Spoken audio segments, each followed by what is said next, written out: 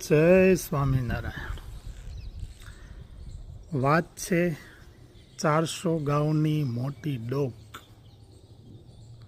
એક ઊંટે તપ કર્યું.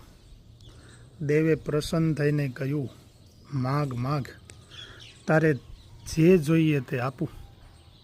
ઊંટે કહ્યું, મને 400 ગાઉની ડોક કરી આપો, જેથી હું અહીં બેઠો બેઠો 400 ગાઉ સુધી ચરી શકું. દેવે કહ્યું, તથાસ્તુ. તરત ઊંટની ડોક 400 ગાઉ થઈ ગઈ. જંગલમાં મોટા આડસર જેવી ડોક 400 ગાઉ સુધી લાંબી થઈ ગઈ.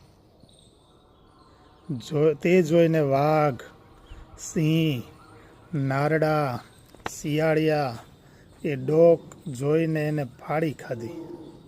વચ્ચેથી કાપીને ડોક ખાઈ ગયા અને ઊંટ તો કમોતે મર્યો. પોતાના હાથે કરીને પોતાને કુવાડો ખાધો.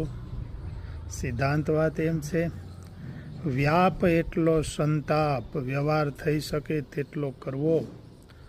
બહુ લાંબો વ્યવહારમાં દુઃખ પણ લાંબા છે. થાય એટલો વ્યવહાર મર્યાદિત કરી ભગવાન ભજી લેવા. આખો દિવસ કામ કામ અને કામ, ભગવાન ભજવાનો સમય નહીં મળે તો ક્યારે ભગવાન ભજશું? મનુષ્ય જન્મ સિવાય ભગવાનનું ભજન કોઈ જગ્યાએ થતું નથી. વ્યવહાર કરવો ગ્રસ્થ ધર્મ છે. 8 કલાક બહુ થઈ ગયો. પછી સમય કાઢી ભગવાનનું નામ, જપ, પુસ્તક વાંચન, પૂજાપાઠ, કથા સાંભળવી, કથા વાંચવી, યાદિક દેવ દર્શન કરવા જવા, ઉત્સવ, નોમ હોય, એકાદશી હોય, પૂનમ હોય, અમાસ હોય, તે દિવસે તો પોતાના ગામથી નજીક જે મોટું શિખરબંધ મંદિર હોય ત્યાં દર્શન કરવા જવું. મંદિરે જઈને માળા, દંડવત, પ્રદક્ષિણા, થોડીવાર મહારાજને ધ્યાનથી નિરખે.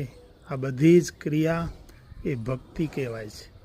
માટે ભગવાનના ભક્તોએ સાવધાન થઈને નિત્ય ટીપે ટીપે સરોવર ભરાય એમ ભજન કરતાં કરતાં ભજનનો ઢગલો થાય અને મહારાજ રાજી થાય અને મનુષ્ય જન્મ સફળ થાય. જય સ્વામિનારાયણ.